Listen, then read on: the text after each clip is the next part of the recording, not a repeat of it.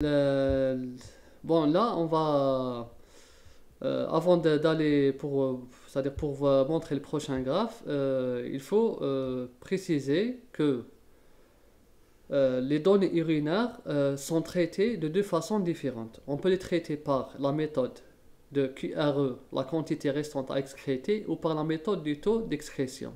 On va voir que cette méthode. La deuxième, on va pas la voir. Donc après, on va suivre cette méthode pour déterminer les données pharmacocinétiques, les paramètres. Mais d'abord, avant de poursuivre, on doit montrer, c'est-à-dire, bon, avant de parler, bon, on peut parler sur la méthode de QRE, d'accord? Mais avant d'en parler, on va juste parler de ça. Voilà.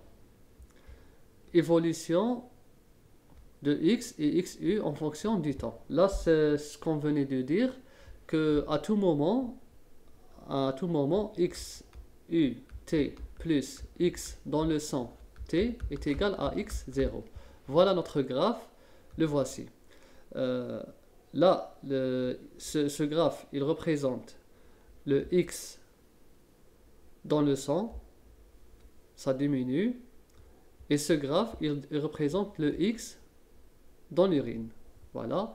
Bien sûr, la fonction de ça, elle est égale à E moins KT. Et là, c'est XU est égal à 1 moins E moins KT. Voilà. On revient. Là, c'est juste pour compléter ce qu'on venait de dire, pour comprendre pourquoi on a cette conservation de la masse. Pourquoi on a cette conservation de la masse.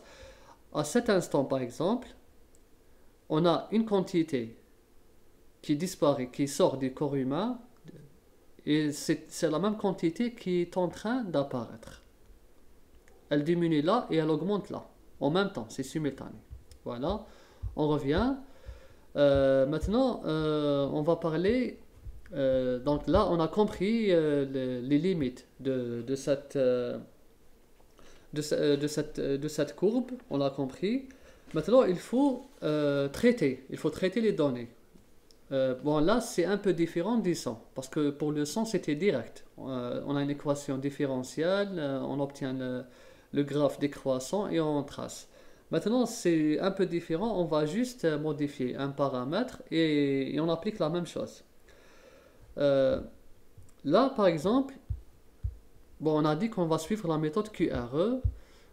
Dans la méthode QRE, l'objectif est d'obtenir une équation qui reflète la relation entre la quantité restante à excréter du corps avec le temps.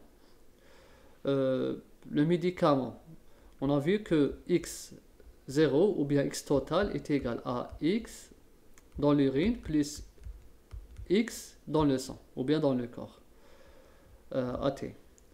Donc nous, ce qui nous intéresse, c'est la quantité qui reste. C'est la quantité qui reste, c'est ça qui nous intéresse réellement. Cette quantité qui reste dans le corps, qui va sortir, elle est égale à tout simplement x0 moins xut. Voilà, est égale à xst. C'est-à-dire ça, elle représente la masse du médicament qui reste dans le corps. Quand on dit qu'elle reste dans le corps, c'est la quantité restante et en même temps, elle va être éliminée. C'est pour ça qu'on appelle la quantité restante à être excrétée. C'est pour ça qu'on dit ça. Donc là, regardez. Là, c'est la même équation de tout à l'heure. L'équation croissante, c'était ça. XUT est égal à x0, 1 moins E moins KT. La voici. Bon, on a fait x0 moins, on a fait la distribution de x0. Ensuite, quand t il tend à l'infini, on a vu que s'il tend à l'infini, là, ça va être 0. Et donc, ça va donner la dose administrée. D'accord? Donc là, on a une équation B. On va faire quoi? On va faire B, l'équation B moins l'équation A. Cette équation A. Et on va obtenir cette équation. Regardez, c'est là, c'est quoi? XU infini moins XUT est égal à x0 fois E moins kt. Là, c'est tout simplement le XST. C'est la masse, là, c'est la masse du médicament qui reste dans le corps, tout simplement. C'est ça, ce qu'on vient de voir. C'est ça, voilà.